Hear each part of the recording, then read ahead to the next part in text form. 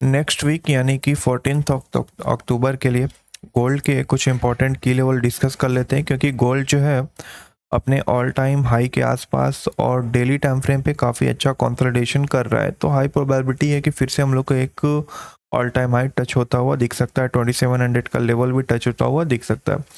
तो हम लोग डेटा एनालिसिस कर लेते हैं। तो सबसे पहले अगर हम लोग मंथली टाइम फ्रेम पे देखें और मंथली कैंडल देखें जो लास्ट प्रीवियस कैंडल थी, ये कैंडल का हाई और लो काफ़ी इंटरेस्टिंग है। और जो रनिंग कैंडल है काइंड ऑफ इनसाइड कैंडल का फॉर्मेशन हो रहा है, अगर ये थोड़ा सा भी स्ट्रेच हो जाता है तो 2700 का एरिया आराम से टैप होता हुआ दिखे, क्योंकि ये छोटा सा पॉज लिया है एक मोमेंटम के बाद। फिर से मोमेंटम होने की प्रोबेबिलिटी हाई है, क्योंकि ट्रेंड जो है बुलिश है। और यहाँ पे वीकली पे अगर देखा जाए तो लास्ट जो हाई ऑल टाइम हाई की कैंडल थी ये वाली, उस कैंडल की लो का लिक्विडिटी लिया रिजेक्शन लेते हुए और ऊपर की ओर जाके क्लोज हुआ है। और लास्ट 2 वीक से इसी हाई के आसपास कहीं ना कहीं कंसोलिडेशन ये कर रहा है। तो हाई प्रोबेबिलिटी है कि नेक्स्ट वीक की कैंडल हम लोग को 2700 के लेवल को टैप करता हुआ दिख जाए, तो ये भी एक अच्छा बुलिश साइन है। और डेली टाइम फ्रेम की अगर हम लोग बात करें, डेली टाइम फ्रेम पे भी कंसोलिडेशन किया, ब्रेकआउट देने की कोशिश किया, बट फिर डीप पुल बैक लिया, पुल बैक लेके फिर से ये मोमेंटम करने के लिए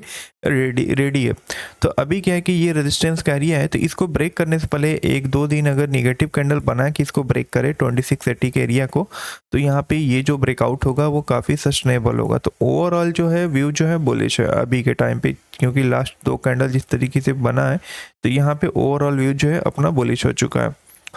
और मेजर की लेवल्स की अगर हम लोग बात करें तो चलते हैं हम लोग 15 मिनट पे कि मेजर की लेवल्स हमसे के लिए कौन कौन से हो सकते हैं। क्योंकि प्राइस अगर आप ये जो लेग है यहाँ से जो मोमेंटम शुरू हुआ बाइंग का, अगर यहाँ से टॉप से बॉटम से टॉप अप लगाएंगे तो 50% एरिया के नीचे थोड़ा सा इसको रिट्रेसमेंट के लिए आना चाहिए। तो जो एरिया है जहाँ से हम लोग को एक मोमेंटम फिर से रिट्रेसमेंट के बाद मिल सकता है बाइंग के लिए, वो है 2642 वाला एरिया। अगर प्राइस करेक्शन के लिए नीचे आता है, यहाँ पे ये लेवल के पास आता है, तो यहाँ से हम लोग बाइंग के लिए ही जाएंगे, क्योंकि यहाँ पे बाइंग ऑन डिप वाला सिचुएशन हम लोग और बन रहा हुआ दिख रहा है। ठीक है, दूसरा जो की लेवल है यहाँ पे ये वाला एरिया है 27 वाला जोन। तो ये लेवल के आसपास भी आता है, तो ये लेवल से भी हम लोग को बाइंग देखने को ही मिलेगा। ठीक है, तो ये बाइंग ऑन डिप वाला सेटअप है कि हम लोग को इन दोनों लेवल्स पे अगर प्राइस आता है तो हम लोग को बाइंग ऑन डिप करना है। और सेलिंग हम लोग को कब करना है, सेलिंग के लिए भी कुछ इंपॉर्टेंट की लेवल हैं जिसको हम लोग डिस्कस कर लेते हैं। तो यहाँ पे एक सबसे इंटरेस्टिंग एरिया है, प्राइस जो है अगर देखा जाए तो काफ़ी शार्पली ऊपर की ओर गया, फिर वहाँ से शार्पली नीचे की ओर ड्रॉप हुआ। तो ये जो लेवल है अपना, ये काफ़ी इंपॉर्टेंट की लेवल है सेलिंग के लिए 2668 वाला। और प्राइस कहीं ना कहीं इसी की जोन के आसपास ही है। अगर इसको टैप कर देता है तो यहाँ से हम लोग को मंडे या ट्यूसडे को सेलिंग देखने को मिल सकती है। ठीक है, एक ये और ये एरिया हो गया सेलिंग का, और दूसरा अपने पास 2 और की लेवल्स हैं जहाँ से हम लोग को सेलिंग होता हुआ दिख सकता है। ठीक है, क्योंकि ये काफ़ी इंपॉर्टेंट की लेवल है। ये वाला एरिया तो थोड़ा सा टैप हो चुका है, बट ये वाला फ्रेश एरिया है अपना 2685 वाला जोन। ठीक है, तो ये ऊपर के 2 की लेवल्स हैं जो आपको सेलिंग लेवल की तरह काम करेंगे। तो इसको अपने को एग्जीक्यूट कैसे करना है ट्रेड, अगर यहाँ पे हम लोग को टैप होता हुआ प्राइस दिख जाता है तो इसके बारे में भी हम लोग डिस्कस कर लेते हैं। तो अगर प्राइस क्या होता है कि जैसे ये थोड़ा प्राइस यहाँ से मोमेंटम स्टार्ट किया और एक छोटा सा पुल बैक लिया, सेलर्स को अट्रैक्ट किया है, एग्रेसिव सेलर्स यहाँ पे टॉप का स्टॉप लॉस लगा के सेल करके बैठे हुए। तो अगर इन लोग का स्टॉप लॉस ले लेता है यहाँ पे और 2668 के लेवल को टैप करता है, तो यहाँ से हम लोग को एक करेक्शन देखने को मिलेगा ये वाले बाई ऑन डीप वाले जोन तक का, 2642 तक का। ठीक है, तो यहाँ पे फिर प्राइस आएगा तो यहाँ से हम लोग बाई कर सकते हैं। और अगर फ्लो में गिर जाता है 2628 तक, तो फिर भी हम लोग यहाँ से बाई ऑन डीप ही कर सकते हैं। ठीक है, और अगर क्या होता है कि प्राइस ये जो रिट्रेसमेंट है, रिट्रेसमेंट ऐसे कर रहा है, अगर यहाँ पे सेलर्स को निकालते हुए ये जोन को भी फ्लो में ब्रेक कर देता है, तो 2684 वाला जो एरिया है हमारे लिए एक हाई प्रोबेबिलिटी सेलिंग जोन बन जाएगा और यहाँ पे हम लोग अच्छी क्वांटिटी से सेल कर सकते हैं। ठीक है, अब ऑल टाइम हाई कैसे ब्रेक करेगा इस पे भी हम लोग डिस्कस कर लेते हैं। ऑल टाइम हाई अगर इसको ब्रेक करना है तो इसके लिए सबसे अच्छा सिचुएशन ये है कि ये जो है प्राइस जो है थोड़ा करेक्शन के लिए नीचे की ओर आए, एक्सट्रीम एरिया तक 2628 के लेवल के आसपास आता है, तो यहाँ से हम लोग बाइंग स्टार्ट करेंगे। तो बाइंग ऑन डिप वाला यहाँ पे सेटअप हम लोग अप्लाई करेंगे, यहाँ से बाइंग ऑन स्टार्ट करेंगे तो ऊपर के लेवल्स को काफ़ी प्यार से धीरे धीरे ये कंसोलिडेट करते हुए ब्रेकआउट देगा, तो हम लोग को ऑल टाइम हाई का एरिया मिलेगा। और ऑल टाइम हाई कैसे मिलेगा, तो यहाँ पे अगर हम लोग एक ट्रेंड लाइन ड्रॉ कर लेते हैं तो ये ट्रेंड लाइन काफ़ी दिनों से जो है प्राइस जो है इसको रिस्पेक्ट दे रहा था, ठीक है, काफ़ी दिनों से प्राइस जो इसको रिस्पेक्ट दे रहा था, ब्रेकआउट दे रहा था, फेल हो जा रहा था, ब्रेकआउट देने की कोशिश कर रहा था, फेल हो जा रहा था, मल्टीपल टाइम ये ट्रेंड लाइन जो है फेल हुआ।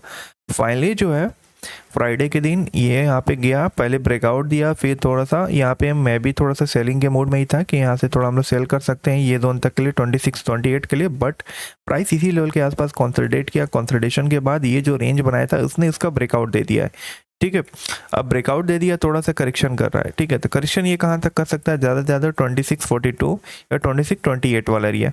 तो अगर 2628 वाला एरिया अगर टैप हो जाता है तो आप यहाँ से ये वाला जो लेगा जहाँ से बाइंग स्टार्ट हुआ है, तो बॉटम से टॉप तक आप लगा के देखो तो 50% फिबोनाची का जोन है।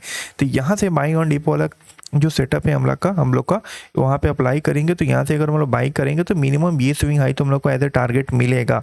और ये एक बार ये वाला एरिया क्लियर कर दिया, अगर ये फ्लो में या फिर ये इसी एग्रेसिव एरिया से भी अगर प्राइस यहाँ से आता है करेक्शन करने और 2642 या फिर थोड़ा सा करेक्शन करता है और इसी जोन के आसपास से 2668 के आसपास जाके ये कंसोलिडेट करने शुरू कर देता है, तो फिर हम लोग को ऑल टाइम हाई का एरिया ये ब्रेकआउट होता हुआ दिखेगा। क्योंकि ये जो जोन है ये ऑलरेडी एक बार, दो बार और तीन बार ऑलमोस्ट टैप हो चुका है और ये चौथी बार ऑलमोस्ट जो है इसको टैप करने के लिए जा रहा है। तो अगर प्राइस यहाँ पे जाके कंसोलिडेट करना स्टार्ट कर देता है तो ये ब्रेकआउट इसका कन्फर्म हो जाएगा।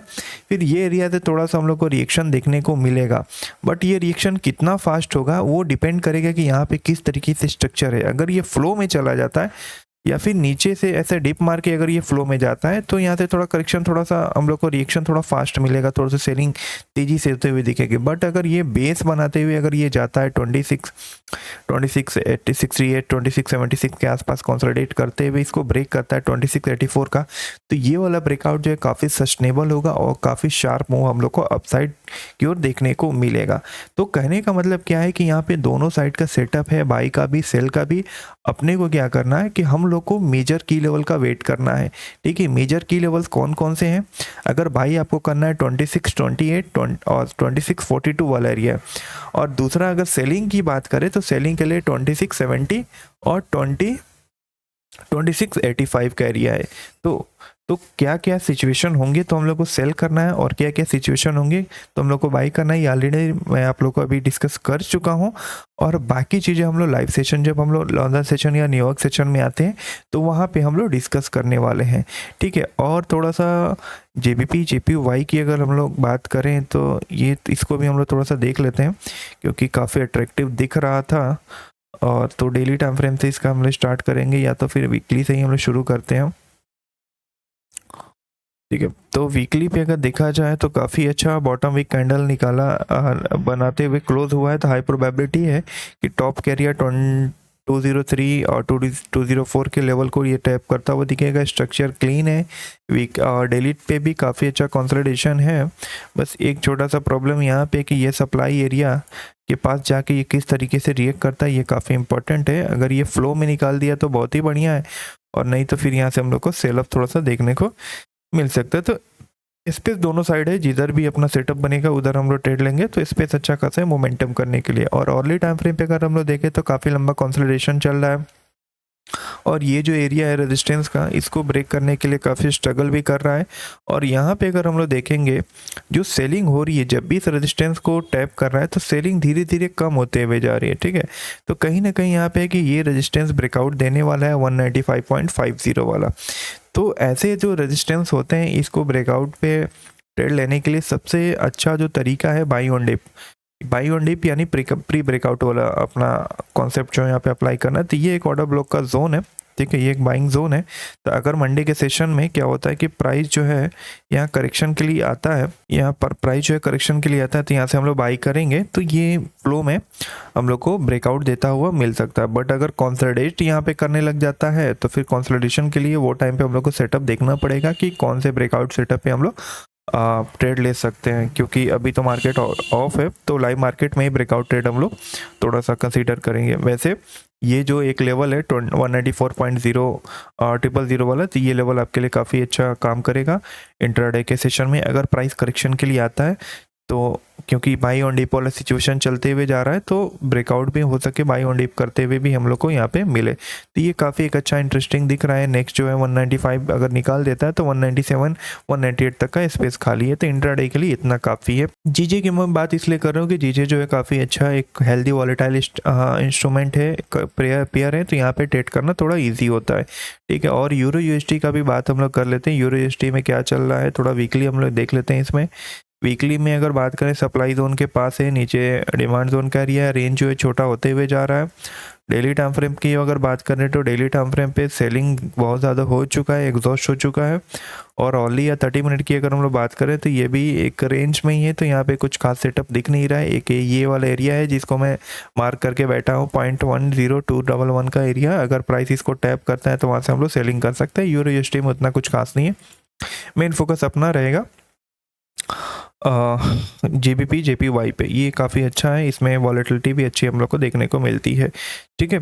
तो ये था गोल्ड का और जीबीपी जेपीवाई का डिटेल एनालिसिस, और बाकी चीज़ें हम लोग लाइव सेशन में डिस्कस करेंगे। लेवल्स जो है थोड़े से एडजस्ट हो सकते हैं, प्लानिंग हम लोग का थोड़ा सा वहाँ पे चेंज भी हो सकता है प्राइस एक्शन और स्ट्रक्चर को देखते हुए, ठीक है। तो मिलते हैं फिर हम लोग कल के लाइव सेशन में, तब तक के लिए गुड बाय।